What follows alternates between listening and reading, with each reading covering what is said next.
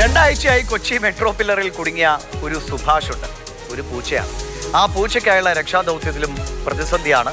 Hydraulic lift അടയ്ക്കുന്നത് തകരാറിലായി. ദൗത്യസംഘം രക്ഷപ്പെട്ടതൊക്കെ തലനാരിഴയ്ക്കാണ്. എന്തായാലും പകരം ക്രെയിൻ എത്തിച്ച് ദൗത്യം പുനരാരംഭിച്ചു. വൈകുന്നേരം ഏറെ സമയം ഈ പൂച്ചയെ പിടിക്കാനുള്ള ഒരു ശ്രമം നടന്നു. പക്ഷേ ഫലവത്തായില്ല. ഇനി രാത്രി 11 മണിക്ക് ശേഷം സർവീസുകളെല്ലാം നിർത്തിയ ശേഷമായിരിക്കും വീണ്ടും മിഷൻ കാറ്റ്.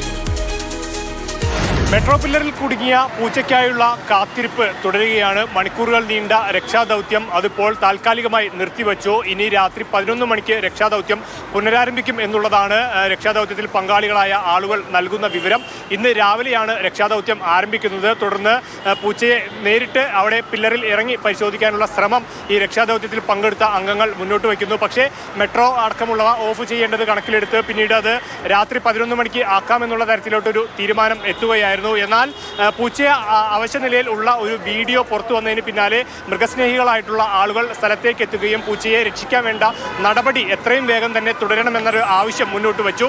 ഡൽഹിയിൽ നിന്നുൾപ്പെടെയുള്ള ഫോൺ വിളികൾ ഇതിനുമായി ബന്ധപ്പെട്ട് അഗ്നിരക്ഷാ സേന അംഗങ്ങൾക്ക് ഉൾപ്പെടെ ലഭിക്കുന്നു. അങ്ങനെ അഗ്നിരക്ഷാ സേന അംഗങ്ങൾ ഇവിടേക്ക് എത്തി അനിമൽ റെസ്ക്യൂ ടീമുമായി പങ്കുചേർന്നുകൊണ്ട് അവർ ഒരു തരത്തിൽ വീണ്ടും ആ ഒരു രക്ഷാദൗത്യം ഉച്ചയ്ക്ക് 3 മണിയോടുകൂടി പുനരാരംഭിക്കുകയായിരുന്നു.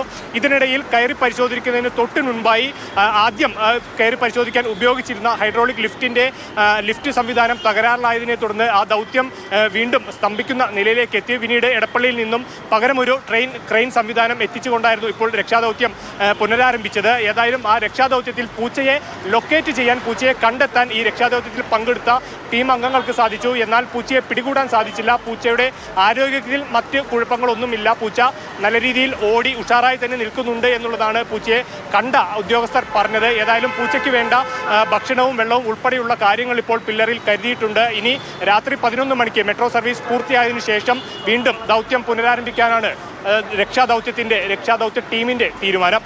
ദൃശ്യങ്ങൾ പകർത്തിയ ബിനു പാമ്പയ്ക്കും വിജേഷ് പുതുവാശ്ശേരിക്കുമൊപ്പം വിഷ്ണുപ്രകാശ്, മാതൃഭൂമി ന്യൂസ്, കൊച്ചി. സുഭാഷെ 11 മണിക്കെങ്കിലും ഒന്ന് പിടിതരിക.